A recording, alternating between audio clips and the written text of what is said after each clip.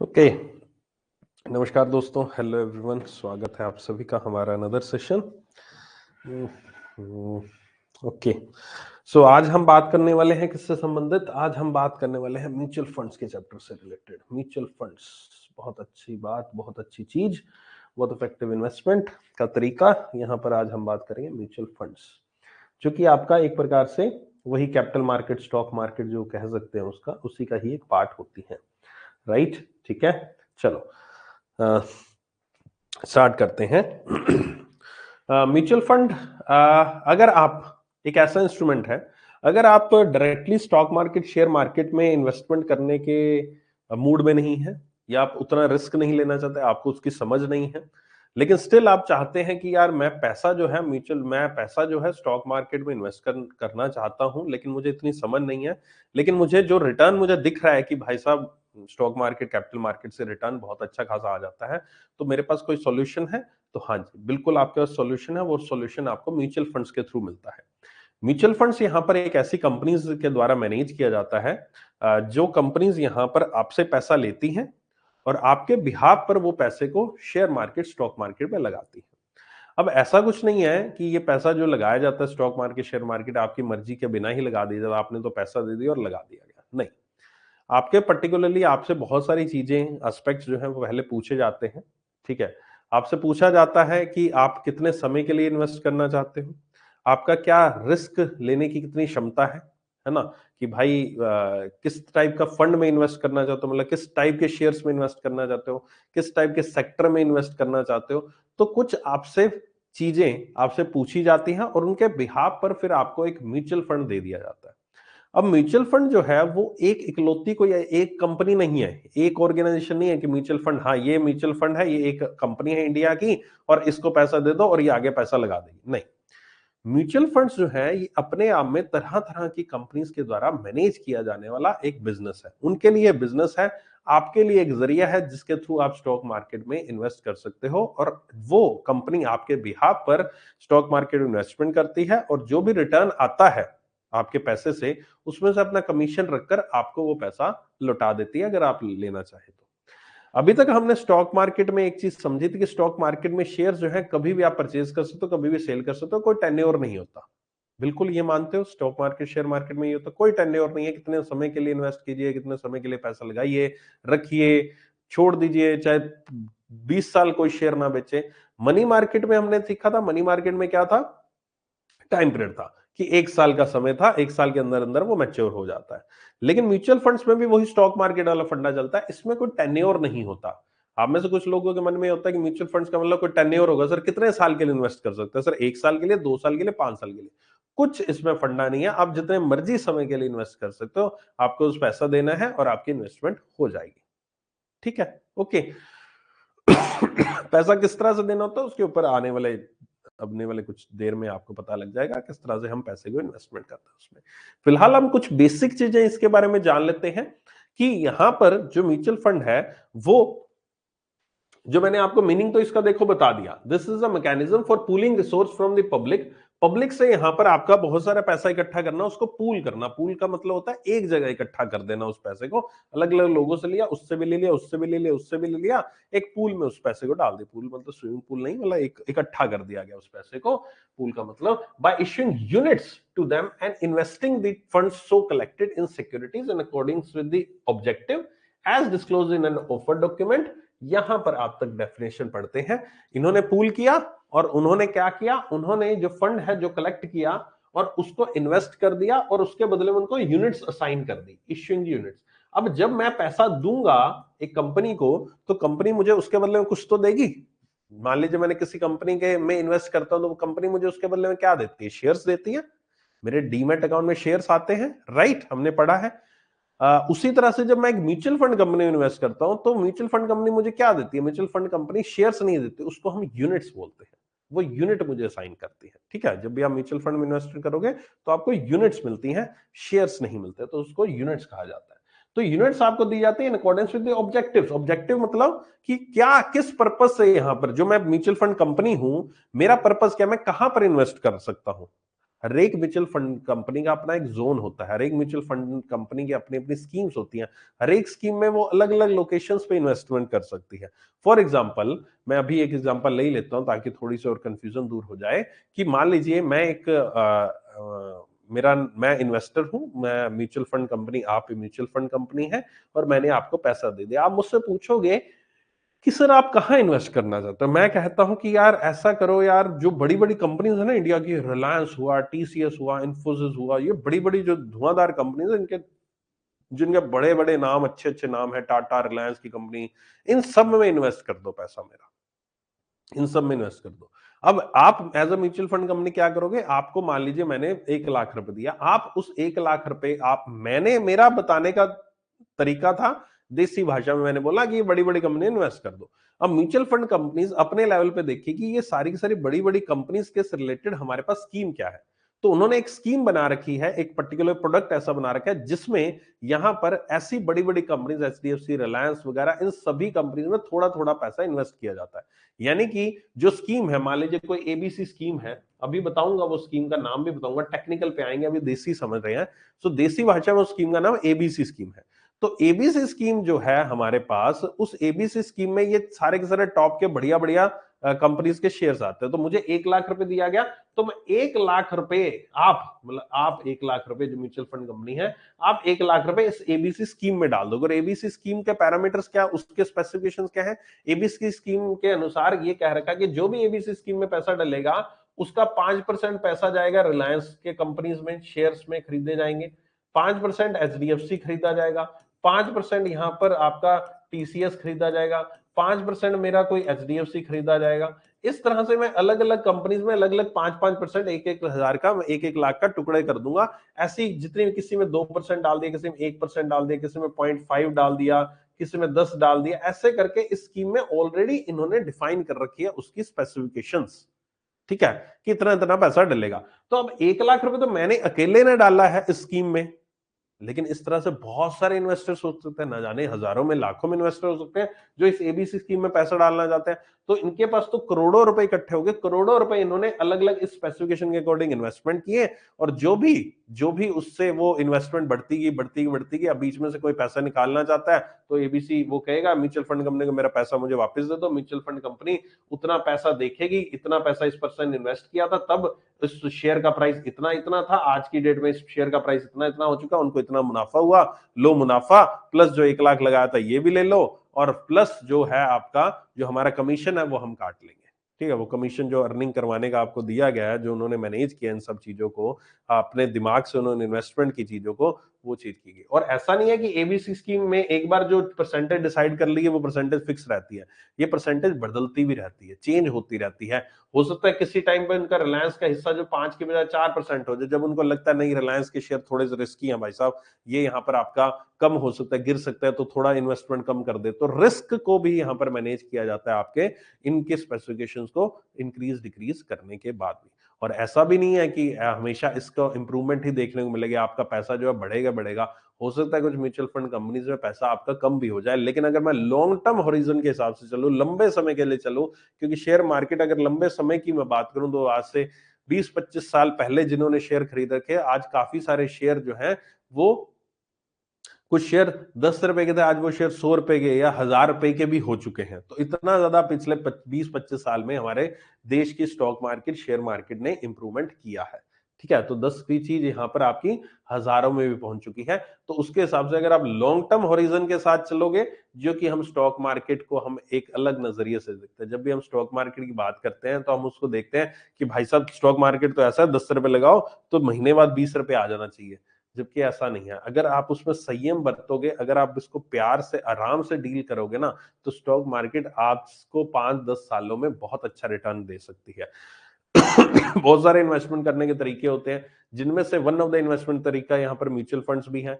आप बैंक में एफडी कराते हो 5 साल के लिए, 8 साल के लिए, आप बैंक में जाते हो, बैंक में आप नॉर्मली कहते हो कि 1 लाख रुपए मेरे डबल कितने सालों में हो जाएंगे, तो 8-9 साल लगा देता है डबल करने करने में, है ना। तो वो यहाँ पर आपका, जब आप ये एक्सपेक्ट करके चल रहे हो कि बैंक वाले मेरा डबल पैसा 8 साल में, 9 साल में कर रहे हैं, तो हाउ यू कैन एक्सपेक्ट कि स्टॉक मार्केट आपका पैसा विद इन 20 डेज डबल कर देगी? Exceptional cases are always there कि हाँ आपको कोई ऐसा शेयर मिल गया जो अचानक से बूम करके उसके फंडामेंटल इतने बढ़िया हो गए, वो कंपनी इतनी अचानक से ग्रो कर दी या कोई बढ़िया उसकी न्यूज आ गई, है ना, तो आपका पैसा 20 दिन में डबल हो सकता है। लेकिन वो बहुत कम कुछ ऐसी कंपनीज जो आपको चुनने को मिले, आप कैसे चुनोगे उनको, है ना, वो भी इंपॉर्टेंट है। तो इसलिए यहाँ पर ये संयम का खेल है स्टॉक मार्केट, शेयर मार्केट, और उसी तरह से म्यूचुअल फंड जो है ये भी संयम का खेल है। अगर आप लंबे समय के हिसाब से अब इन्वेस्ट करना चाहते हो इसमें कि भाई साहब मैं तो 15 साल के लिए कर रहा हूँ इन्वेस्ट, 15 साल बाद मुझे ये टारगेट लेके चलना है, 15 साल बाद मुझे ये करना है, 5 साल का मेरा टारगेट है, 5 साल बाद मुझे गाड़ी खरीदनी है, 10 साल बाद मुझे ये करना है, मुझे घर बनाना है, उस हिसाब से अगर आप इन्वेस्टमेंट थोड़ी करके चलोगे तो पावर ऑफ कंपाउंडिंग जो होती है ना, जो कंपाउंडिंग चीज होती है ना, कंपाउंडिंग, पैसे से पैसा बनता रहता, बढ़ता रहता है, तो mutual fund is the one of the best चीज जो आपको यहाँ पर बिना टेंशन के आपकी जो वेल्थ है उसको बहुत अच्छा इंप्रूव कर देती है। ठीक है, लेकिन ये उन लोगों के लिए जिनको स्टॉक मार्केट समझ नहीं है, जिन लोगों को लगता है स्टॉक मार्केट में इन्वेस्ट कर सकता हूं, तो स्टॉक मार्केट को भी खेलते हैं, वो म्यूचुअल फंड को दरकिनार करते हैं। लेकिन कुछ समझदार लोग ऐसे भी होते हैं जो स्टॉक मार्केट में थोड़ा थोड़ा पैसा लगाते हैं और म्यूचुअल फंड में भी पैसा चलता रहता है, तो बैलेंस आउट होता रहता है। इधर मान लो स्टॉक मार्केट में किसी तरह का लॉस लग गया, यहाँ पर 1000 की चीज 900 की होगी, 500 की होगी, ये भी हो सकता है, कोई बड़ी बात नहीं है। और उधर म्यूचुअल फंड अगर ग्रो कर रहा है तो इवन आउट हो जाता है, कहीं से लॉस कहीं से प्रॉफिट। ठीक है, तो खैर मैंने ये थोड़ा सा जो एग्जांपल दिया आपको, इससे शायद म्यूचुअल फंड्स का मैकेनिज्म थोड़ा आपको और क्लियर हो गया होगा, एक प्रैक्टिकल मैंने चीज आपको बताई। ठीक है, थ्योरेटिकल तो लिखा ही हो यार, प्रैक्टिकल सीख लोगे तो थ्योरी अपने आप ही याद हो जाती है बहुत आसानी से, राइट। तो investor pool their money, fund managers जो होते हैं वो इन्वेस्ट करते हैं आपकी पूल मनी को सभी सभी सिक्योरिटीज में। इनकम और डिविडेंड जनरेट होता है, अभी पढ़े इनके बारे में। Income is distributed among the share holder, distribute कर दी जाती है, शेयर होल्डर्स को पैसा दे दिया जाता है। ठीक है, म्यूचुअल फंड जो होते हैं वो सेबी के पास रजिस्टर्ड होते हैं, इनको रजिस्ट्रेशन कराना जरूरी है सेबी के पास, और ये आपका यहाँ पर इन्वेस्टर के इंटरेस्ट में काम करना होता है। Even mutual funds are subject to market risk, ये एडवर्टीजमेंट आजकल काफी ज्यादा आती है। जब भी कोई म्यूचुअल फंड की एडवर्टीजमेंट आती है उसके लास्ट में लिखा होता है mutual funds are subject to market risk. तो ऑब्वियस है म्यूचुअल फंड्स भी रिस्क होता है, इनमें पैसा कम हो सकता है आपका, लेकिन लंबे समय के लिए आपको पैसा जो है वो आपका हमेशा बढ़ता हुआ ही नजर आएगा। इसलिए अगर आप कभी म्यूचुअल फंड में, एक एडवाइस के रूप में ही मेरी बात मान लीजिएगा, कभी भी म्यूचुअल फंड में आप इन्वेस्ट करना चाहें तो इन्वेस्ट करने के बाद उसको म्यूचुअल फंड को देखना छोड़ दीजिए। मोस्टली हमारी आदत क्या होती है, हम स्टॉक मार्केट, आप एफडी कराते हैं, एफडी जाकर बैंक में रोज स्टेटमेंट थोड़ी ना मांगते हो, आज मेरा कितना ब्याज मिला, एक महीने में कितनी एफडी होगी, 2 महीने, नहीं सोचते ना। तो म्यूचुअल फंड आजकल डिजिटल दुनिया ना, और डिजिटल दुनिया ऐसी होगी कि हम जिस तरह से इंस्टाग्राम फेसबुक वगैरह चलाते हैं उसी तरह से हम म्यूचुअल फंड की ऐप को भी हम दिन में 10 बार खोल देंगे कि भाई कितना हुआ, कितना हुआ, कितना हुआ, अच्छा इतना हुआ, इतना हुआ। जरूरत नहीं है, एक बार इन्वेस्ट किया भूल जाओ, धीरे धीरे इन्वेस्टमेंट होती रहेगी। वो कैसे इन्वेस्टमेंट होती है उसके ऊपर बात करूंगा। और इन्वेस्टमेंट होती होती आपकी एक दिन पावर ऑफ कंपाउंडिंग जो है उसकी वजह से आपका जो पैसा जो है काफी अच्छा खासा ग्रो हो सकता है। ठीक है, okay. Management of mutual fund, mutual fund manage कैसे किया जाता है? म्यूचुअल फंड बेसिकली यहां पर मैनेज किया जाता है कुछ पार्ट्स में। पार्ट्स में मतलब एक म्यूचुअल फंड कंपनी जो होती है उसके कई सारे पार्ट्स होते हैं, जिसमें एक होता है ट्रस्ट। ठीक है, ट्रस्ट जो कि स्पॉन्सर होता है, ट्रस्टीज होते हैं, असेट मैनेजमेंट कंपनी होती है, और कस्टोडियन होता है। ठीक है, ये सारे के सारे यहां पर म्यूचुअल फंड कंपनीज का पार्ट बनते हैं। नॉर्मली हम जब भी म्यूचुअल फंड पढ़ते हैं, जब भी हम पढ़ते हैं, चाहे करंट अफेयर्स में पढ़ा हो या कहीं पर भी पढ़ा हो, तो म्यूचुअल फंड के साथ हमेशा एक ही शब्द को कनेक्ट किया जाता है और उसको कहा जाता है एसेट मैनेजमेंट कंपनी। इवन मैं भी जब भी करंट अफेयर्स की क्लास लेता हूं, पढ़ाता हूं, तो उसमें हमेशा म्यूचुअल फंड को सेट मैनेजमेंट कंपनी ही कहता हूं कि भाई म्यूचुअल फंड मैनेज किए जाते हैं सेट मैनेजमेंट कंपनी। जो भी आप नाम देखते हो, मान लिया एसबीआई का एसबीआई म्यूचुअल फंड हो गया, इस तरह की कंपनीज देखते हो ना, एसबीआई म्यूचुअल फंड, ये mutual fund, Kotak mutual fund वगैरह वगैरह, ये म्यूचुअल फंड कंपनीज हैं। ठीक है, ये म्यूचुअल फंड को आपको मैनेज करती है। आप इनके पास जाएं, अलग अलग स्कीम्स बताएंगे, उसके अकॉर्डिंग, आपके ऑब्जेक्टिव के अकॉर्डिंग, आपके टारगेट के अकॉर्डिंग आपको म्यूचुअल फंड स्कीम अलॉट कर देंगे, आपको यूनिट्स दे देंगे उसकी, आप उनको इन्वेस्टमेंट करके हम एसेट मैनेजमेंट कंपनी के रूप में जानते हैं। लेकिन एक्चुअल में जो म्यूचुअल फंड्स होते हैं उनको और भी कई पार्ट्स होते हैं, जिनमें एक पार्ट होता है यहाँ पर ट्रस्टीज का, एक पार्ट होता है यहाँ पर आपका एसेट मैनेजमेंट कंपनी, और इवन इसमें होते हैं कस्टोडियंस भी। अब इनका अलग अलग रोल होता है, रोल देखते हैं क्या होता है। सबसे पहले जो ट्रस्ट है, एक ट्रस्ट बनाया जाता है, जो शुरुआत की जाती है ट्रस्ट बनाया जाता है, वन काइंड ऑफ ऑर्गेनाइजेशन होती है ये ट्रस्ट। तो ट्रस्ट बनाया जाता है, इसमें स्पॉन्सर्स होते हैं। स्पॉन्सर्स कुछ वैसे ही होते हैं जैसे कोई कंपनी है, सॉरी, जैसे कोई कंपनी है आपकी, वो कंपनी यहां पर आपकी कंपनी, हाँ, कंपनी जो है वो स्टार्ट कैसे होती है? प्रमोटर, पढ़ा था हमने। एक कंपनी में पूंजी लगाई, कैपिटल लगाया, किसने लगाया? उसको प्रमोटर कहते हैं, जिसने कंपनी स्टार्ट की, फाउंडर कहते हैं, प्रमोटर कहते हैं। उसी तरह से एक म्यूचुअल फंड कंपनी जो है वो स्टार्ट करने का जो करता है स्टार्ट, उसको हम स्पॉन्सर कहते हैं। और यही स्पॉन्सर जो है ट्रस्ट बनाते हैं। अब ट्रस्ट में क्या है? स्पॉन्सर अपना खुद का पैसा लगाएंगे, खुद का कोई असेट क्रिएट करेंगे, है ना? अब ये कुछ वैसी ही चीज है। मान लीजिए एक कंपनी है, म्यूचुअल फंड कंपनी है, उसको आपने तो पैसे दे दिए, है ना? अब उसका कोई बैक सपोर्ट तो होना चाहिए ना। आपने पैसे दे दिए, कल को कंपनी डूब गई, कंपनी पैसा कहां से लाएगी आपको वापस देने के लिए? उसके लिए ट्रस्ट होता है। ट्रस्ट यहां पर आपका पूरा पूरा जो जितने भी रिक्वायरमेंट है, उस रिक्वायरमेंट को पूरा करता है, उसके अकॉर्डिंगली असेट्स क्रिएट करता है यहां पर, उसके अकॉर्डिंगली वो पैसा खुद का लगाता है। तो that is a trust, those are the sponsors, trustees कह लीजिए, स्पॉन्सर कह लीजिए। दूसरा पार्ट होता है सेट मैनेजमेंट कंपनी। ये तो पहला पार्ट हुआ कि उसने शुरुआत की, उसने स्पॉन्सर किया, उसने ये एस्टेब्लिश की म्यूचुअल फंड कंपनी, और उसका बैक सपोर्ट के लिए काम कर रहा है, ठीक है, पूरा पूरा उसको देख रहा है, पूरा पूरा, ठीक है। एक प्रकार से शुरुआती दौर पे जो उसने उसको बेस बनाया है, वो दैट इज द ट्रस्ट और द ट्रस्टीज। उसके ऊपर यहाँ पर सारी की सारी इमारत खड़ी है आपके म्यूचुअल फंड कंपनीज की। उसके बाद आता है asset management company. Asset management company का नाम है असेट मैनेजमेंट करना, असेट को मैनेज करना। अब असेट क्या है? यहां पर असेट है जो आपने पैसा लगाया है, जो पैसा आपने दिया है उस म्यूचुअल फंड कंपनी को, उस पैसे को यहां पर आपका मैनेज करना। उस पैसे को मुझे कहां पर लगाना है, किस तरह से उस पैसे को मुझे चेंजेस लाने हैं। मान लीजिए एक बार लगा दिए तो ऐसा नहीं है कि जो सेट मैनेजमेंट कंपनी है वो यहां पर भूल जाएगी उस पैसे को, वो उस पैसे को बदलाव भी कर सकते हो। स्कीम में बदलाव करना, उस स्कीम में जैसे मैंने पिछले पेज पे बताया था, 5 का 4% कर दिया, 4 का 8% कर दिया। स्विच करना, स्कीम के इंटरनली ही चीजों को स्विच करना। स्कीम के अंदर उन्होंने मान लीजिए 15 कंपनीज, तो 15 कंपनीज वो कहते हैं नहीं यार ये 3 कंपनीज बेकार है, इनको निकाल लो, नई 3 कंपनीज डाल दो स्कीम में, ताकि जो अगला पैसा भी डले वो इन स्कीम के अकॉर्डिंग डले, इस नई अपडेशन के अकॉर्डिंग चले। तो ये असेट मैनेजमेंट कंपनीज का काम होता है। इनके नीचे फंड मैनेजर्स होते हैं। फंड मैनेजर्स यहाँ पर जो वो लोग होते हैं जो कि आपके पैसे को इन्वेस्ट करते हैं आपके बिहाफ पर। ये फंड मैनेजर्स बहुत ही वेल क्वालिफाइड लोग होते हैं जो कि आपके बिहाफ पर इन पैसे को इन्वेस्ट करेंगे। ऐसा नहीं है कि कोई भी आता जाता कोई गली में जो बीकॉम ग्रेजुएट है, कॉमर्स ग्रेजुएट है, या फिर कोई भी ग्रेजुएशन पोस्ट ग्रेजुएट बंदा है उसको उठा के फंड मैनेजर बना देंगे, नहीं। Fund managers are well qualified people. उनके पास प्रोफेशनल डिग्रीज होती हैं, उनके पास यहाँ पर सर्टिफिकेशंस होते हैं, तभी वो एक फंड मैनेजर क्वालिफाई हो सकता है। लाइक दी आपने पता होगा आपको कि मेरे बारे में, मैंने सीएफए कर रखा है, चार्टर्ड फाइनेंशियल एनालिस्ट हूं मैं बाय प्रोफेशन।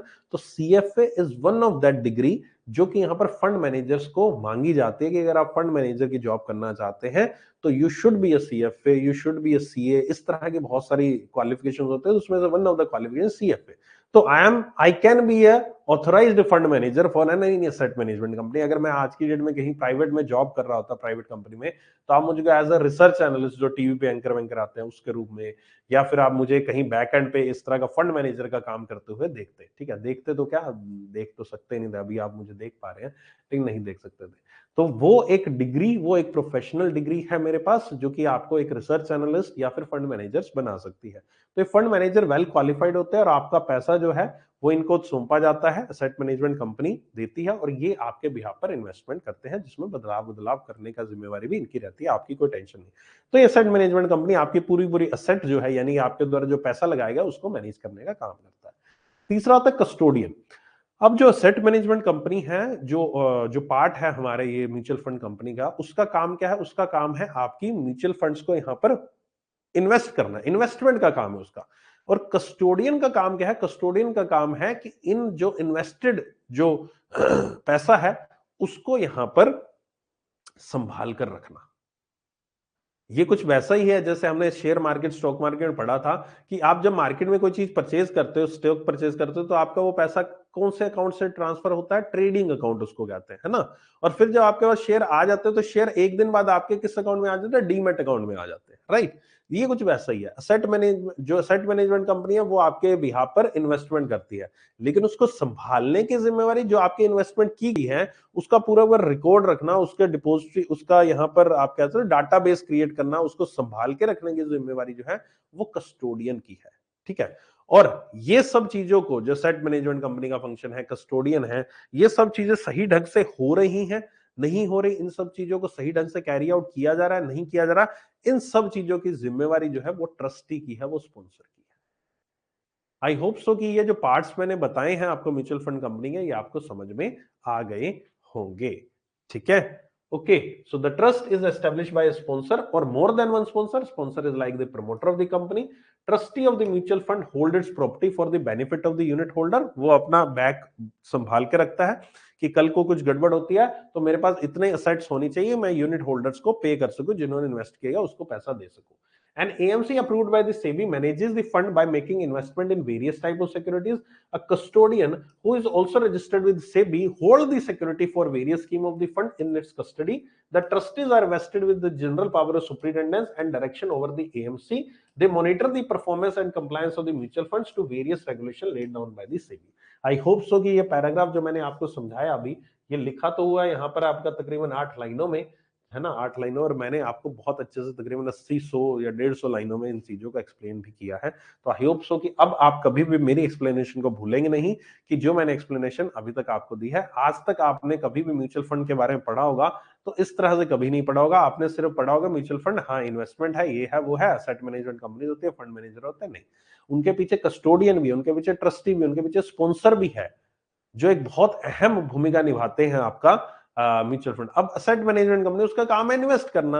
अब वो इन्वेस्टमेंट कर रहा है, अब वो इन्वेस्टमेंट सही तरीके से कर रहा है कि नहीं कर रहा, सेबी के द्वारा, जो securities exchange board of India है, वो उसके अकॉर्डिंग, उसका कंप्लायंस, उसके रूल्स रेगुलेशन के अकॉर्डिंग कर रहा है कि नहीं कर रहा, तो उसका उसको कौन देखेगा? ट्रस्टी ही देखेगा, वो स्पॉन्सर देखेगा। स्पॉन्सर का फंक्शन अपना अलग है। स्पॉन्सर का फंक्शन है कि कुछ भी गड़बड़ ना हो इन्वेस्टर के साथ, इन्वेस्टर के इंटरेस्ट को प्रोटेक्ट करना एक कस्टोडियन का फंक्शन है, ठीक है। ओके सॉरी, एक ट्रस्टी का फंक्शन है, और कस्टोडियन का फंक्शन है उन सारी चीजों को अपने पास मैनेज करके रखना।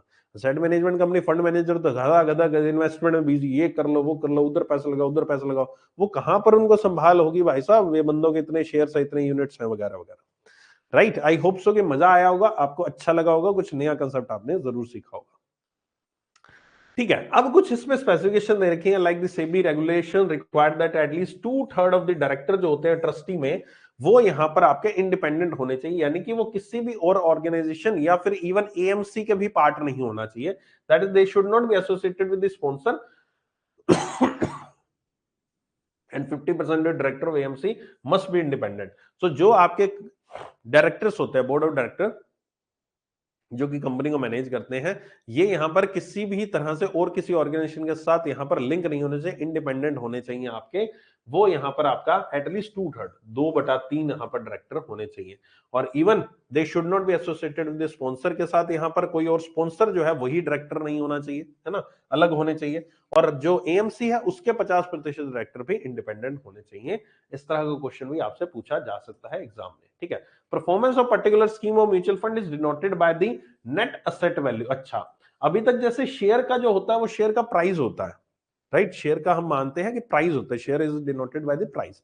उसी तरह से जो म्यूचुअल फंड की यूनिट्स होती है, मैंने म्यूचुअल फंड की यूनिट्स आपको बताई, जैसे शेयर होते हैं वैसे म्यूचुअल फंड की यूनिट्स होती है। म्यूचुअल फंड की यूनिट का जो प्राइस होता है उसको हम एनएवी कहते हैं, नेट असेट वैल्यू कहते हैं, उसको प्राइस नहीं बोलते, उसको नेट असेट वैल्यू कहते हैं, एनएवी कहते हैं। ये एनएवी जो है पर यूनिट, ये मार्केट वैल्यू होती है सिक्योरिटीज ऑफ दी स्कीम। जो स्कीम में मैंने इन्वेस्टमेंट किया, मैंने किस एनएवी पे इन्वेस्टमेंट किया, जो स्कीम है, मान लीजिए उसका एनएवी 10 रुपए है, तो 10 रुपए एनएवी है, मैंने इसमें 1 लाख रुपए लगाया, मैंने इसमें 1 लाख रुपए लगाया इस म्यूचुअल फंड स्कीम में, उसकी एनएवी पर यूनिट की 10 रुपए, तो मुझे 10,000 यूनिट्स मिल गई। सिंपल सी बात है, कुछ इसमें और टिपिकल सा मुश्किल सा तो कुछ नहीं है, नहीं, 10,000 यूनिट्स मिल गई, 10 रुपए की एनएवी है, और मैंने टोटल अपना इन्वेस्टमेंट वैल्यू जो है वो मेरी यहां पर 1 लाख रुपए, ठीक है। बस यही चीज है, और कुछ है ही नहीं इसमें। So that is the NAV per unit, ये मार्केट वैल्यू होती है इसकी, पर्टिकुलरली जिस प्राइस पर हम म्यूचुअल फंड परचेज करते हैं। इसमें से जो भी एक्सपेंसेस होते हैं, इस स्कीम के, उसको यहाँ पर माइनस कर दिया जाता है। जो भी एक्सपेंसेस होते हैं, जो भी खर्चे, अब जो भी सैलरी वैलरी है, जो भी होगा स्कीम से मुतल्लक, उसको माइनस कर दिया, फिर डिवाइड कर दिया जाता है total number of units of the scheme.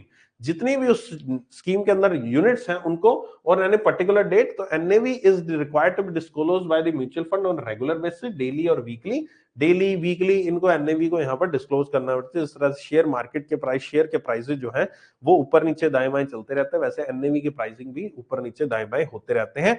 तो एनएवी जो है वो यहाँ पर आपका पर यूनिट मार्केट वैल्यू जो भी है सिक्योरिटीज की, उसमें से हम एक्सपेंसिव माइनस कर देंगे और टोटल नंबर ऑफ सिक्योरिटीज उसको डिवाइड कर देंगे, तो मेरे पास एनएवी पर यूनिट की वैल्यू आ जाएगी। ठीक है, पर यूनिट की एक वैल्यू निकालने का एक इन्होंने फॉर्मूला दे रखा है। ठीक है, अब म्यूचुअल फंड्स कैसे शुरुआत हुई थी इनकी, म्यूचुअल फंड्स की? म्यूचुअल फंड की शुरुआत बेसिकली 4 फेजेस में हुई थी। 4 phases, there were the 4 distinct phases जिनमें यहां पर म्यूचुअल फंड्स की यहां पर शुरुआत की गई थी। ओके, और ये फेज 1 थोड़ा सा हिस्ट्री है। ठीक है, I would recommend you to go for the history, खुद से आप रीड कीजिए, इसमें मुझे कुछ समझाने वाला है नहीं चीजों को। ठीक है, आप फटाफट ये रीड कर लीजिए फेज 1 और फेज 2, फिर मैं अगले पेज पर चलता हूं।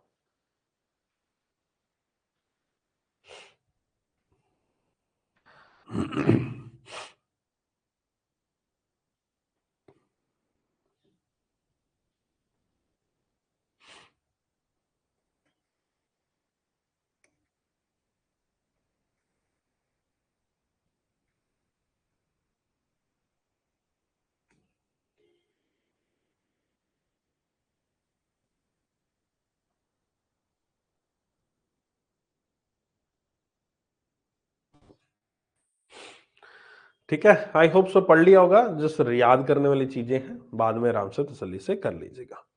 ठीक है, ओके। सर्टेन अमाउंट के लिए यूनिट कैसे डिसाइड किया?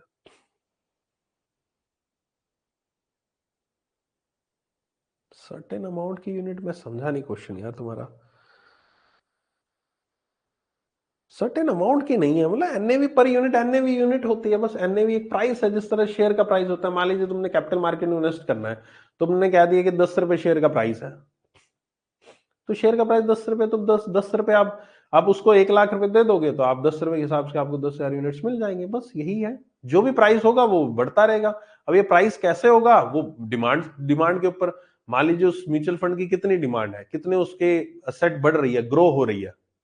असेट मतलब कि मैंने जो इन्वेस्टमेंट किया वो ग्रो भी तो होता रहेगा ना, वो ग्रो हो रही है, उसकी इनकम और बढ़ी है। शेयर जहां जहां उसने इन्वेस्टमेंट किया है वो शेयर के प्राइस बढ़ रहे हैं, तो उससे एनएवी भी इंक्रीज हो रही है उस पर्टिकुलरली स्कीम की। ठीक है, इसी तरह से फेज 3 है, फेज 4 है। ठीक है, आप अपने लेवल पे पढ़ लीजिएगा, मैं इसको आपको जो पीडीएफ दूंगा उसके अंदर आप आराम से पढ़ सकते हैं। ठीक है, आगे चलते हैं। Classification of mutual funds. Classification mutual funds की किस तरह से होती है?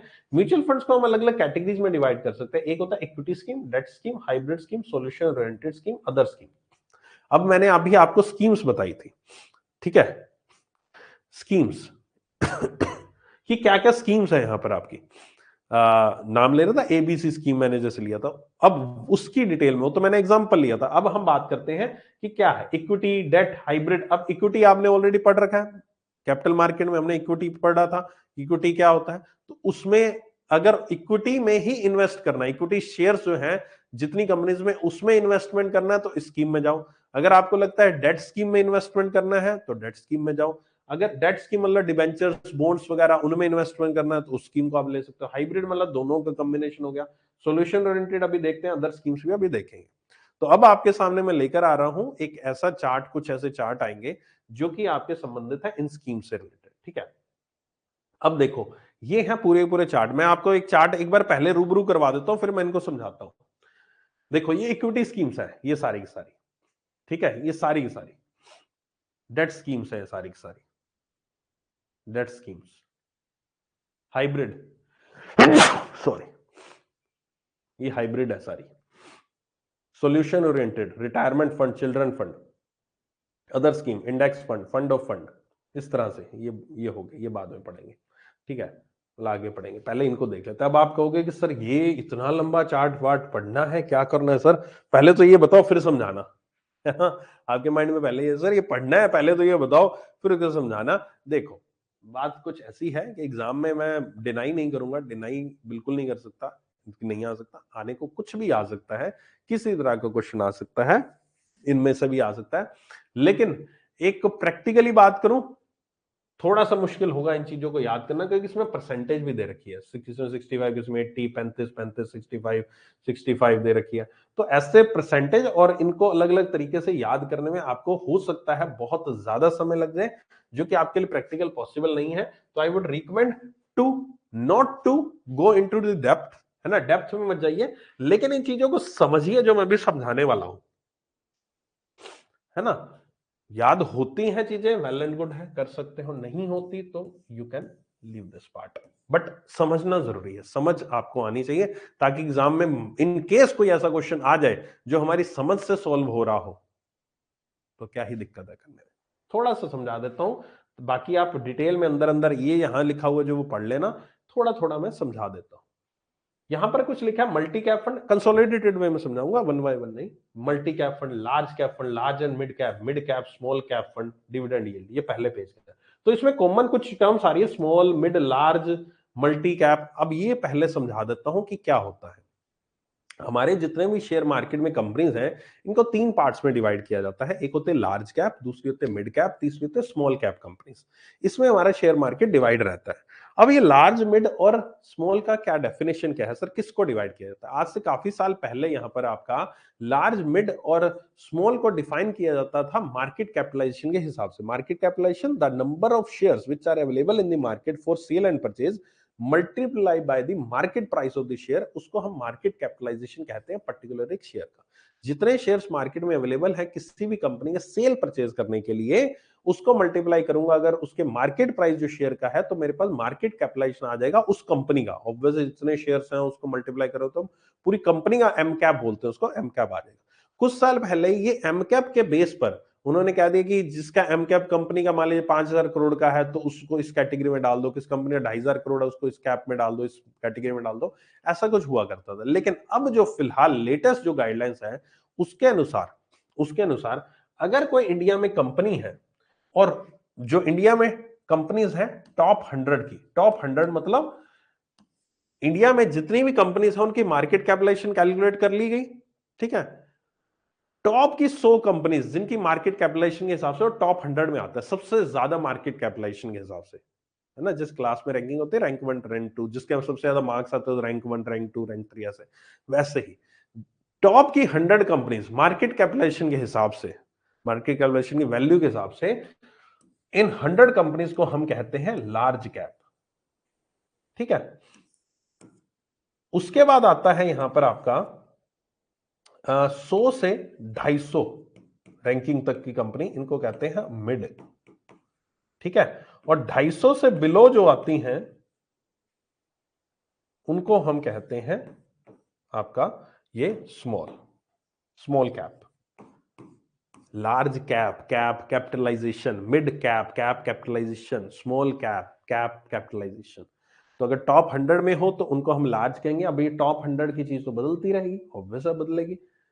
मतलब जो टॉप 1 वाला है, जो शुरुआत के जो 70, 80, 90 तक शेयर हैं, वो तो नहीं बदलेंगे, ऑब्वियस है, क्योंकि मार्केट कैपिटलाइजेशन बहुत रेयर चांस हो सकता है कि बहुत ज्यादा कम हो जाए, कि 100 से बाहर हो सकता है 70, 60, 70 दो टॉप की कंपनी उसमें तो बदलेगा नहीं, बस ऊपर नीचे रैंकिंग हो सकते हैं, लेकिन उनका कैटेगरी नहीं बदलेगी। वो लार्ज मिड में नहीं आएंगे, मिड से स्मॉल में नहीं आएंगे। अगर वो लास्ट तक है ना, लास्ट वाली रैंकिंग रखते हैं, तभी वो हो सकता है स्विच करें, नहीं तो नहीं होंगे। तो ये यहां पर आपका टॉप 100 लार्ज कैप, उसके बाद स्मॉल कैप, 250 से नीचे जो भी रैंकिंग है स्मॉल कैप। ये बहुत ज्यादा फ्रीक्वेंट होता है आजकल की, बहुत सारी कंपनी स्मॉल से मिड में और मिड से लार्ज में जा रही है। कोई मान लो 101वीं नंबर की कंपनी है, तो वो हो सकता है थोड़ी सी उसने और मार्केट कैप, उसके प्राइस बढ़ गया अचानक से, वो उसको लार्ज कैप में चलेगी। तो ये चीज बहुत फ्रीक्वेंट देखने को मिलती है, इस तरह से कंपनीज यहाँ पर स्विच करती हैं लास्ट रैंकिंग्स वाली, ठीक है। तो यही है large cap, mid cap, small cap, कि अगर आप चाहें, मैं भाई साहब एज अ इन्वेस्टर, मैं कंपनी को कहता हूं, म्यूचुअल फंड कंपनी को, कि भाई मेरा जो पैसा लगाना है स्मॉल कैप में लगाना है, तो वो स्मॉल कैप फंड से रिलेटेड जितनी भी स्कीम्स है जिनमें पैसा स्मॉल कैप में ही लगाया जाता है, वो मेरे को बता देगा। कि भाई साहब ये स्मॉल कैप के हमारे पास म्यूचुअल फंड है, ये हमारी कंपनी का एसबीआई का ये म्यूचुअल फंड है जो स्मॉल कैप की कंपनीज में ही पैसा लगाता है। ठीक है, मिड कैप में लगाना है, लार्ज मिड कैप दोनों में लगाना है, बाइफर्केशन कर देंगे, है ना, थोड़ा उधर थोड़ा उधर, लार्ज कैप एक्सक्लूसिव लगाना है, ये मल्टी कैप में मतलब तीनों में लगाना है, तीनों में थोड़ा थोड़ा थोड़ा थोड़ा। देखो मिनिमम इन्वेस्टमेंट में equity and equity related instrument 65% होगा, जिसको हम डाइवर्सिफाइड इक्विटी फंड भी कहते हैं, इसको हम यहाँ पर आपका, तो तीनों जगह है, लार्ज में, मिड में, स्मॉल में, तीनों में लगाया जाएगा, और जिसमें इक्विटी में पैसा जो है वो 65% लगाया जाएगा। ठीक है, हो सकता है 100% लगा दिया जाए, नहीं 65 तक मिनिमम इसमें लगाना पड़ता है। ठीक है, लार्ज कैप ऐसा ही, ये सारे के सारे। अब डिविडेंड यील्ड में ये होता है कि जिसमें आपको ऐसी कंपनी जिसमें आपको डिविडेंड ज्यादा मिलता है, डिविडेंड अच्छा खासा मिल जाता है, कंपनी जो प्रॉफिट जो होती है उसमें से शेयर होल्डर को हिस्सा डिक्लेयर करती है तो वो डिविडेंड कहलाता है। ओके, तो वो डिविडेंड यील्ड हो गया। अब इसमें एक वर्ड लिखा ओपन एंडेड, ओपन एंडेड अभी समझाऊंगा, अभी इसको छोड़ दो। ठीक है, अभी आएगा, अभी आने वाला टाइम में, अभी थोड़ी देर में आ रहा है ये ओपन एंडेड क्लोज एंडेड क्या होता है। ठीक है, तो आई होप सो कि एक बेसिक आइडिया लग गया होगा कि स्कीम्स का। अब देखो आगे चलते हैं, अगले पेज पे चलते हैं। अगला पेज आता है वैल्यू फंड का, कॉन्ट्रा फंड का, फोकस फंड का, सेक्टोरल फंड का, इक्विटी लिंक सेविंग स्कीम का। तो ये अलग अलग और स्कीम्स है। अब इनमें जब पढ़ोगे तो आपको पता लगेगा कि इसमें भी यहां पर आपका कुछ वैल्यू फंड्स है। वैल्यू फंड्स हो गए कि कुछ ऐसी कंपनीज उन्होंने स्पेसिफिकली कंपनी ने अपने हिसाब से। अब ये तो देखो सेबी के द्वारा बताया गया कि लार्ज कैप ये है, मिड कैप ये है, स्मॉल कैप ये है, वो तो एक डिफाइंड है। लेकिन इसके अलावा जितने value fund, Contra fund, focus fund, sectoral fund, sectoral fund होता है कि मतलब पर्टिकुलर एक सेक्टर में लगाना, कि मुझे बैंकिंग के स्टॉक में ही मुझे ऐसा कोई स्कीम बताओ जिसमें केवल बैंक के ही स्टॉक हो, जिसमें बैंक की ही कंपनी में इन्वेस्ट किया जाए, मुझे ऐसा बताओ जिसमें सिर्फ डिफेंस की कंपनी में इन्वेस्ट किया जा सके। तो ऐसे होते हैं सेक्टोरल स्कीम्स। तो ये यहां पर आपके ये कंपनीज के द्वारा डिफाइन किया जाता है, इसमें सेबी का कोई रोल नहीं है। सेबी तो सिर्फ ये वाली बात कहता है कि ऐसा ऐसा 65% उसका ये होना चाहिए, ऐसा होना चाहिए, ऐसा होना चाहिए, इसमें इन्वेस्टमेंट होना चाहिए, इतना इतना। लेकिन उसके बाद जो कंपनीज चुननी है, जो शेयर चुनने हैं जो कंपनीज के, उनको चुनने की जिम्मेवारी वो फंड मैनेजर्स एएमसी की रहती है। तो value fund, Contra fund, focus fund, sectoral, equity link saving scheme होगी। ये तो थे इक्विटी वाले। अब आ गए डेट वाले। डेट मतलब कि आपने लोन, मनी मार्केट में पैसा लगाना है। तो ओवरनाइट फंड, ऐसे में पैसा लगाऊंगा जहां एक दिन की मैच्योरिटी है, जो कॉल मनी, नोटिस मनी हमने पढ़ा था वो वाला आ गया, है ना। लिक्विड फंड ऐसे में लगाऊं जहां 91 डेज तक की मैच्योरिटी है, ट्रेजरीबल्स टाइप आ गया। Ultra short duration fund, low duration fund, money market fund, money market ऐसे में लगाऊंगा सीपी सीडी, उन सब में लगा दूंगा जिसमें 1 साल के है। शॉर्ट ड्यूरेशन फंड ये 3 साल के लिए मैं पैसा लगा दूंगा। तो ऐसे फंड्स में पैसा लगाना, स्कीम्स में पैसा लगाना जहां पर ये इतने इतने समय के लिए पैसा लगाया जा रहा है। ठीक है, ओके। आई होप सो कि पॉइंट आपको समझ में आ गया होगा। मैं फिर से कहूंगा, याद करने की इच्छा हो कर सकते हो, छोड़ना चाहो छोड़ सकता, क्वेश्चन आ सकता है, क्वेश्चन ना आने का मैं नहीं कहूंगा, क्वेश्चन नहीं आएगा तो छोड़ दो, क्वेश्चन आ सकता है, लेकिन आपकी याद करने की कैपेसिटी के ऊपर है। सेम इसी तरह से आगे भी अलग अलग तरीके के फंड्स है। ये डेट फंड है। डेट फंड का मतलब है कि ये लोन के रूप में आपका पैसा उनको दिया जाएगा, और डेट फंड में आपको जो है वो ब्याज मिलता है। इक्विटी फंड में तो जैसे वो शेयर्स परफॉर्म करेंगे उस कंपनी के, आपका पैसा बढ़ेगा, लेकिन डेट फंड में वो कंपनी के शेयर नहीं बढ़ेंगे। डेट फंड में तो आपने पैसा दे दिया और वो आपको फिक्स ब्याज दे देंगे। ये लो रिस्क होते हैं, इसमें इतना ज्यादा रिस्क नहीं होता, क्योंकि आपको पता है मुझे 8-10% ब्याज मिल जाएगा, फिक्स है भाई साहब। म्यूचुअल फंड कंपनी ने कह दिया आपको 8-10% मिल जाएगा और इतना मिल जाएगा, बढ़िया, आप खुश रहो, हम अपने आप आपका पैसा जो है मीडियम ड्यूरेशन में लगा देंगे, हम लॉन्ग ड्यूरेशन में लगा देंगे, हम बैंकिंग के पीएसयू फंड में लगा देंगे। तो उसमें लोन के रूप में पैसा लेता है। मान लीजिए किसी बैंकिंग कंपनी ने अपने डेट जारी किए, बॉन्ड्स जारी किए, है ना, ऐसे 10 तरीके की बैंकिंग कंपनीज ने बॉन्ड्स जारी किए, डिवेंचर जारी किए हैं, तो ये उन 10 कंपनीज में अलग अलग थोड़ा थोड़ा थोड़ा थोड़ा पैसा लगा देंगे, और वहां से जो भी इंटरेस्ट आएगा उसमें से अपना कमीशन रख के आपको ट्रांसफर कर देंगे। ठीक है, वैसे डेट फंड में पैसा लगाने की अगर किसी को नॉलेज ही नहीं है तो बंदा डेट फंड में पैसा लगाता है, नहीं तो जिसको नॉलेज है वो तो डेट फंड में डायरेक्टली पैसा लगा देना और म्यूचुअल फंड को कमीशन कर दे। इक्विटी में थोड़ा सा होता है कि मुझे समझ नहीं है कि कौन सा स्टॉक में पैसा लगाऊं। डेट में तो पता ही है कि एसबीआई का मान लीजिए कोई डेट फंड है तो पता ही है एसबीआई 8% दे रहा है, फिक्स दे रहा है, बस बात खत्म। पॉइंट समझ रहे हो। तो डेट फंड में पैसा लगाने के लिए इतने ज्यादा वो इन्वेस्टमेंट एडवाइजर और म्यूचुअल फंड की मुझे नहीं लगता जरूरत है, फिर भी चलो। लेकिन एक ये होता है कि आप हाइब्रिड में लगाइए। हाइब्रिड में क्या होगा, हाइब्रिड के लिए आपको म्यूचुअल फंड की जरूरत होगी कि वो आपको दोनों चीजें बता देते हैं कि भाई साहब इक्विटी में भी ये पैसा आपने 1 लाख दिया, इक्विटी में भी लगाएंगे हम, इसको डेट में भी लगाएंगे, तो वो हम अपने तरीके से लगाएंगे। हो सकता है 90% इक्विटी में लगा दे, 10% डेट में लगा दे। इस तरह के ये फंड्स होते हैं, कंजर्वेटिव हाइब्रिड और बैलेंस्ड हाइब्रिड। बैलेंस हाइब्रिड में यहां पर आपका देखो 40-60 का रेशियो भी हो सकता है, किसी भी तरह का इक्विटी और इक्विटी डेट में यहाँ पर 40-60 का रेशियो कर देंगे, और कंजर्वेटिव में यहाँ पर ज्यादातर ये डेट की तरफ जाते हैं, ठीक है, डेट में ज्यादा इन्वेस्टमेंट कर देंगे, और देखो डेट में इक्विटी में कह रहे 10 से 25 कर देंगे, और डेट में हम 75 से 90 की तक कंजर्वेटिव है, हम थोड़ा रिस्क को कम लेकर चल रहे हैं, और बैलेंस में यहाँ पर बैलेंस बना के चलेंगे हम, कि इक्विटी में भी रहेगा, डेट में रहेगा। तो मान लीजिए इक्विटी में जो इन्वेस्टमेंट की गई है वो थोड़ी सी कम होगी वैल्यूज की, तो जो डेट में इन्वेस्टमेंट की है उससे वो कवर हो गया, लॉस जो है वो बियर हो गया, है ना। तो इस तरह से यहाँ पर ये हाइब्रिड स्कीम आ गई। इस तरह से और भी हाइब्रिड स्कीम्स है अलग अलग तरीके की यहाँ पर, ठीक है। रिटायरमेंट फंड, आपको रिटायरमेंट के लिए पैसा चाहिए, लाइक द एनपीएस में पैसा जो पड़ा है वो रिटायरमेंट फंड के अंडर आता है आपका पैसा। चिल्ड्रन फंड, आपके बच्चे के लिए स्पेसिफिक कोई प्लान चाहिए, बच्चों को इन्वेस्टमेंट करना, उसको आपको 5 साल के बच्चा जब मेजोरिटी हो जाएगा तो उसको पैसा मिलेगा उसका, तो उस तरह का म्यूचुअल फंड भी होता है। इंडेक्स फंड ईटीएफ होता है कि मान लीजिए आप कहते हो कि मुझे सेंसेक्स में पैसा लगाना है, अब सेंसेक्स निफ्टी जो है स्टॉक एक्सचेंजेस जो है, जो सेंसेक्स निफ्टी, उसमें आपको पैसा लगाना है, तो उसमें डायरेक्ट तो पैसा नहीं लगा सकते ना आप, सेंसेक्स निफ्टी को नहीं खरीदा जाता, लेकिन सेंसेक्स निफ्टी के बराबर वो कह रहे हैं कि हमने एक म्यूचुअल फंड बना दिया जो सेंसेक्स निफ्टी के अंदर जो स्टॉक्स आते हैं उन्हीं में इन्वेस्टमेंट करता है, तो आप हमें पैसा दे दो, हम आपका पैसा उन्हीं 30 स्टॉक में लगाएंगे जो सेंसेक्स के अंडर है, तो निफ्टी के 50 स्टॉक्स हैं उन्हीं के अंडर आता है, ठीक है। तो उसको हम exchange traded fund, index fund कहते हैं। फंड्स ऑफ फंड्स भी होते हैं। फंड्स ऑफ फंड्स होता है कि एक म्यूचुअल फंड कंपनी किसी दूसरे म्यूचुअल फंड कंपनी को पैसा दे देती है, वो आगे लगा देती है, तो उसको हम फंड्स ऑफ फंड कहते हैं। तो ऐसी म्यूचुअल फंड कंपनी दूसरी बहुत सारी म्यूचुअल फंड कंपनीज को अपनी तरफ से एक फंड ऑफ फंड ऑफर करती है कि आप हमारे फंड में पैसा लगाओ, आप कहीं मत लगाओ, आप हमें दे दो, हम बड़े खिलाड़ी हैं, हम पैसा लगाएंगे आपके बराबर। तो 10 20 म्यूचुअल फंड कंपनी उसके फंड्स ऑफ फंड्स में इन्वेस्टमेंट करती है उस पर्टिकुलर म्यूचुअल फंड के, और वो उनके बिहाफ पर पैसा लगाता है, और फिर बिहाफ में पैसा लगाकर अपना कमीशन रखकर आगे बांट देता है, और वो आगे बांट देती है। ऐसे मतलब उनको ज्यादा वो रिस्क नहीं है, उनको ज्यादा सोचना नहीं पड़ा फंड्स मैनेजर को, तो कुछ पैसा फंड ऑफ फंड में भी लगाया जाता है म्यूचुअल फंड्स कंपनीज के द्वारा, ठीक है। आई होप सो कि अब तक जो पॉइंट्स थे वो सारे के सारे क्लियर हो गए होंगे, आपको अच्छे से क्लियर हो गए होंगे। अब मैं आगे लेकर चलता हूं आपको इसकी फर्दर क्लासिफिकेशन के ऊपर, कि क्लासिफिकेशन यहां पर किस तरह से हम कर सकते हैं। 3 तरीके से इसकी म्यूचुअल फंड की क्लासिफिकेशन हो सकती है। एक होती है ऑर्गेनाइजेशन स्ट्रक्चर, दूसरा मैनेजमेंट, और तीसरा इन्वेस्टमेंट ऑब्जेक्टिव। ऑर्गेनाइजेशन स्ट्रक्चर जो होता है उसके बिहाफ पर 2 तरीके से क्लासिफिकेशन होती है, एक ओपन एंडेड होती है, क्लोज एंडेड होती है, और इंटरवल होता है। सिंपल सा भाषा है, मैं इसको समझा देता हूं, पर आप आराम से ले लेना।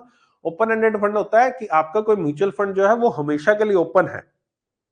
ये कुछ वैसा ही है कि जैसे आप किसी कंपनी में जब इन्वेस्टमेंट करते हो, एक तो आईपीओ के थ्रू करते हो आप, कि भाई साहब ये 5 दिन के लिए आईपीओ खुला, इसमें इन्वेस्टमेंट कर दो, है ना, एक तो वो तरीका हो गया। एक आप जब मर्जी सेकेंडरी मार्केट में जाके भी आप उसमें परचेज कर सकते हो उसको, शेयर्स को, वैसा ही कुछ है। ओपन एंडेड फंड ये हमेशा के लिए अवेलेबल रहते हैं, परचेज सेल जब मर्जी कीजिए, आप म्यूचुअल फंड को जब मर्जी कीजिए, जब मर्जी खरीदिए, जब तक बेच के फिर वापस से खरीद लीजिए, कोई दिक्कत नहीं, रीपरचेज कर लीजिए, ओपन एंडेड। क्लोज एंडेड में कुछ समय के लिए ओपन होते हैं सब्सक्रिप्शन के लिए, दे open only for the during a specified period at a time of launch, ठीक है। ये ऐसा नहीं है 5 दिन के लिए होता है, इसमें थोड़ा समय होता है, 1 साल भी हो सकता है, 2 साल भी हो सकता है, काफी साल हो सकते हैं, 3 से 5 साल भी हो सकता है। तो उतने के लिए ओपन हुआ, उसके बाद क्लोज कर दिया जाएगा, उसके बाद आपके लिए अवेलेबल नहीं रहेगा, इसमें इन्वेस्ट नहीं कर पाओगे। जिन्होंने पहले इन्वेस्टमेंट कर रखा है उनकी इन्वेस्टमेंट कंटिन्यू रहेगी, लेकिन नया कुछ इन्वेस्टमेंट नहीं आएगा। और इंटरवल फंड होता है, इंटरवल फंड दोनों का एक मिश्रण होगा, कि पर्टिकुलरली इतने समय बाद यहां पर हम इसको क्लोज एंडेड बना रहे हैं, इसको बंद कर देंगे, फिर कुछ समय गैप लेने के बाद फिर से हम इसको खोल देंगे, फिर कुछ समय फिर बंद कर देंगे, फिर कुछ समय गैप लेने के बाद फिर इसको हम ओपन कर देंगे। तो ये कभी क्लोज होगा, कभी ओपन होगा, कभी क्लोज होगा, कभी ओपन होगा, तो that is a interval fund, ठीक है। कुछ इंटरवल के बाद ही open close open close open close करता रहेगा, है ना। लाइक दी ओपन में तो ऑलवेज ओपन, क्लोज में कुछ समय के लिए स्टार्ट में ओपन किया गया, फिर परमानेंट क्लोज कर दिया गया, ठीक है, फिर खुलेगा नहीं। इंटरवल फंड ओपन है, क्लोज कर दिएगा, फिर बंद है, फिर कुछ समय बाद ओपन, फिर कुछ समय के बाद क्लोज, फिर कुछ समय बाद ओपन, फिर कुछ समय बाद क्लोज। इस तरह से यहां पर इंटरवल फंड में कहलाता है। आगे आते हैं इन्वेस्टमेंट ऑब्जेक्टिव की, आपकी सोच क्या है, आप किस तरह से इन्वेस्टमेंट करना चाहते हो। क्या वो आप ग्रोथ के अकॉर्डिंग करना चाहते हो इन्वेस्टमेंट, कि आपको लगता है कि मैं रिस्क ले सकता हूं, जितनी कम उम्र होती है उतना हम मानते हैं कि रिस्क लेने की कैपेसिटी जो है अच्छी होती है कि एक इंसान की, एज ए हम एडवाइजर के रूप में, या फिर इन्वेस्टमेंट जो हम फंड मैनेजर्स हैं उसके रूप में हम कहते हैं कि जितनी ज्यादा आपकी उम्र कम होगी उसका अपना रिस्क लेने की आपकी क्षमता ज्यादा होगी, क्योंकि अभी आपके परिवार वगैरह नहीं है, शादी वादी नहीं है, बच्चा बच्चा नहीं है, तो इसलिए आप यहाँ पर रिस्क ज्यादा ले सकते हैं। तो आप ऐसे स्टॉक में इन्वेस्टमेंट कीजिए जो ज्यादा रिटर्न दे सके। रिस्क तो है कि हो सकता है कम भी आ जाए रिटर्न, लेकिन ग्रोथ आपकी कोशिश कर सकते हैं हम ज्यादा देने की, तो उसमें आप इन्वेस्ट कीजिए। तो ऐसे ग्रोथ स्कीम्स होती है, डिविडेंड स्कीम होती है जहां पर इतना ज्यादा ग्रोथ के चांसेस नहीं, लेकिन एक फिक्स डिविडेंड आ जाता है। डिविडेंड मतलब आपके प्रॉफिट में हिस्सा उस कंपनी ने आपने डिक्लेयर किया कि ये पक्का डिविडेंड तो देती है, लेकिन इतना ज्यादा ग्रो नहीं करती है कंपनी, इतनी ज्यादा बढ़ती नहीं है कंपनी, इतने ज्यादा स्टॉक का प्राइस नहीं बढ़ता, लेकिन डिविडेंड देती रहती है, एक फिक्स इनकम देती रहती है। किसका प्रॉफिट है क्वार्टरली बेसिस पर, तो उसने बांट दिया, हर एक शेयर के 1 रुपया, 5 रुपए, 10 रुपए, मान लीजिए मेरे पास 100 शेयर है, तो उसने हर एक क्वार्टर में मान लीजिए 1 रुपए शेयर देना है, तो 100 रुपए, 1000 रुपए, जो भी नंबर ऑफ शेयर है उतने मेरे अकाउंट में आते रहे। कई कंपनी 5 रुपए डिविडेंड भी देते हैं, 10 रुपए डिविडेंड भी दे देती है, तो डिविडेंड एक फिक्स इनकम आपकी आती रहती है अगर कंपनी प्रॉफिट में आती है तो। ठीक है। अच्छा अच्छा, इसमें इतना ही है इस पीडीएफ में। ठीक है, चलो, ये आपको मैंने ऑर्गेनाइज स्ट्रक्चर और इन्वेस्टमेंट ऑब्जेक्टिव बता दिया मैनेजमेंट ऑफ पोर्टफोलियो के हिसाब से। ये हम करेंगे अगली क्लास में। इस पीडीएफ में इतना ही था। उम्मीद करता हूं सेशन आज का अच्छा लगा होगा, आपको बहुत कुछ नया सीखने को मिला होगा। अभी म्यूचुअल फंड का चैप्टर बाकी है, अभी कंप्लीट नहीं हुआ है। नेक्स्ट लेक्चर में हम कुछ और म्यूचुअल फंड्स के बारे में बात करेंगे, कुछ और चीजें सीखेंगे। अभी तक आपने एक सिप के बारे में सुना होगा, एसडब्ल्यूपी के बारे में सुना होगा म्यूचुअल फंड्स में, है ना, और भी कुछ टर्म्स आपने सुनेंगे, न्यू फंड ऑफर सुना होगा, तो वो हम अगली क्लास में डिस्कस करेंगे आपके साथ। कुछ और एक्टिव इन्वेस्टमेंट, पैसिव इन्वेस्टमेंट भी होती है, उसके बारे में चर्चा करेंगे। म्यूचुअल फंड लेक्चर हम अगले पार्ट पे कंटिन्यू करेंगे। फिलहाल सेशन को करता हूं एंड। शुक्रिया, धन्यवाद।